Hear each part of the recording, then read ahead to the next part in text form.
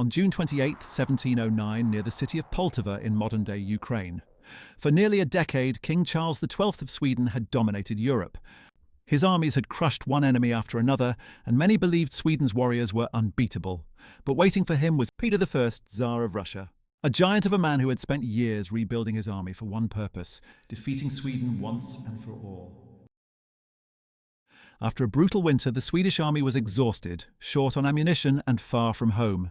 Yet Charles decided to take one last gamble and attack.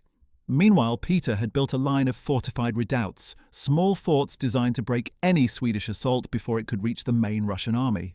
Before the battle even began, Charles was unable to lead from horseback after being wounded in the leg days earlier. He had to direct the battle while being carried on a stretcher.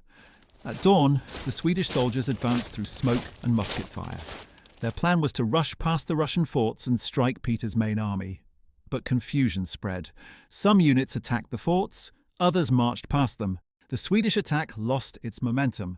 That was the moment Peter I had been waiting for. Russian muskets fired volley after volley. The Swedish lines began to collapse. By the end of the day, the army that had terrified Europe was destroyed. Charles XII escaped with a small group of followers, but most of his army was killed, captured, or forced to surrender.